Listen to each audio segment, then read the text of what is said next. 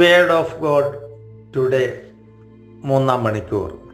പുറപ്പാട് പുസ്തകം 19-ാം അധ്യായം 16 മുതലുള്ള വാക്യങ്ങൾ. 3-ാം ദിവസം പ്രഭാതത്തിൽ ഇടിമുഴക്കവും മിന്നലും മിന്നൽ പിണരുകളും ഉണ്ടായി. മലകളിൽ കനത്ത മേഘം പ്രത്യക്ഷപ്പെട്ടു. കാഹളധ്വനി അത്യുച്ചത്തിൽ മുഴങ്ങി. പാളയത്തിലുണ്ടായിരുന്ന ജനമെല്ലാം ഭയന്നു വിറച്ചു. ദൈവത്തെ കാണുന്നതിന് വേണ്ടി മോശ ജനത്തെ പാളയത്തിന് പുറത്തു കൊണ്ടുവന്നു. അവർ മലയുടെ അടിവാരത്തിൽ നിലയുറപ്പിച്ചു.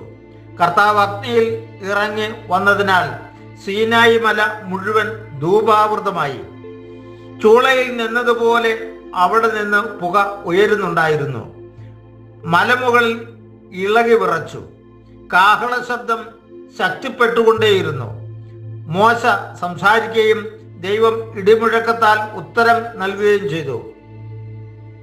കർത്താവ് സീനായി മലയിൽ ഇറങ്ങി വന്ന് മോശയെ മലമുകളിലേക്ക് വിളിച്ചു.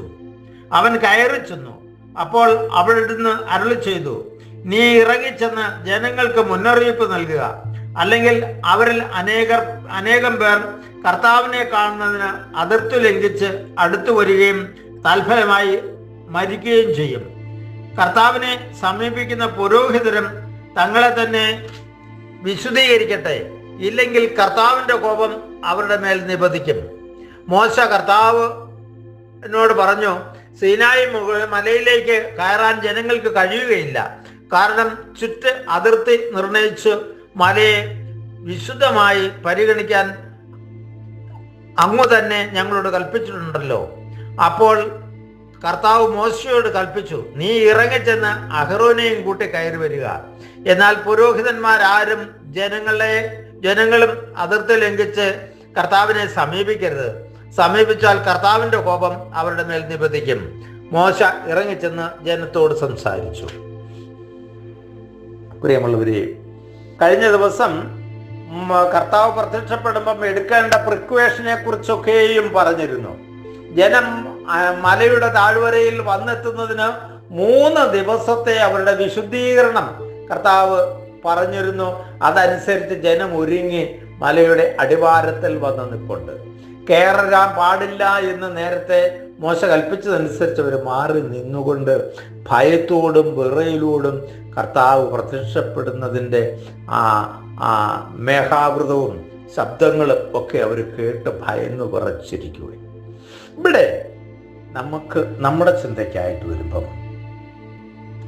മോശയോട് കർത്താവ് പറയും, നീയും അഹരോനും അല്ലാതെ ആരും അടുത്തേക്ക് വരരുത്. മലയുടെ അവിടെ കൊടുത്തിരിക്കുന്ന അതിര് ലംഘിച്ചകത്തേക്ക് കയറിയാൽ മരിക്കും. അത്രയും ഭീകരമാണ് കർത്താവിൻ്റെ സാന്നിധ്യത്തിൻ്റെ അടയാളങ്ങൾ. പ്രിയമുള്ളവരെ, നമ്മൾ ഈ മദ്ബഹായിൽ ഈശോ ഇറങ്ങി വരുന്ന വസിക്കുന്ന ഇടത്ത് എത്ര ലാഘവത്തോടെയാണ് നമ്മൾ ഓടിക്കയറുക. വേമായിലും നമുക്കറിയാം, നമുക്ക് നിൽക്കേണ്ട ഇടം പ്രത്യേകമായി തിരിച്ചു തന്നിട്ടുണ്ട്. ശുശ്രൂഷകൾക്ക് നിൽക്കേണ്ട ഇടം ഉണ്ട്, പുരോഹിതന് നിൽക്കേണ്ട ഇടമുണ്ട്. ഇവിടെയൊക്കെ പ്രത്യേകം എന്തിനാ ഇങ്ങനെന്നൊക്കെ ചോദിക്കുന്നവരുണ്ട്. ഇവിടെയൊക്കെ വേദപുസ്തകം വളരെ കൃത്യമായിട്ട് തരുന്ന ദൈവത്തിന്റെ ചരിത്രത്തോട് അല്ലെങ്കിൽ ദൈവത്തിന്റെ ആഹ്വാനത്തോടനുസരിച്ച് ക്രമപ്പെടുത്തിയിരിക്കുന്ന നമ്മുടെ ദേവാലയത്തിന്റെ ഘടനകളെ പുച്ഛിച്ചു തള്ളുന്ന ലോകത്താ നമ്മൾ ഇന്ന് ജീവിക്കുക. അവിടെയൊക്കെ അതിന്റെ വിശുദ്ധി കാത്തു സൂക്ഷിക്കാതെ ഓടിക്കയറാൻ തക്കവണ്ണം അലക്ഷ്യമായി അതിനെ കാണുന്ന ആ പ്രവൃത്തികൾ എത്രയോ ഭീകരവും ഭയാനകവുമാണെന്ന് തിരിച്ചറിയാൻ പറ്റാതെ പോകുന്നതിൻ്റെ പരിണതഫലം അനുഭവിച്ചല്ലേ മതിയാകൂ.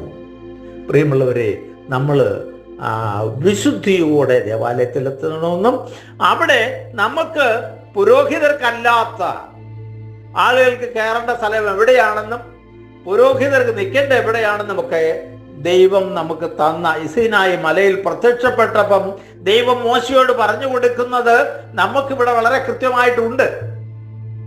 ഇതൊക്കെ ചരിത്രത്തിന്റെ ഭാഗമായിരിക്കെ അതിനെയൊക്കെ തള്ളിക്കളഞ്ഞുകൊണ്ട് പോകുന്നതിന്റെ പരിണതഫലം നമ്മളൊക്കെ അനുഭവിച്ചേ മതിയാവൂ.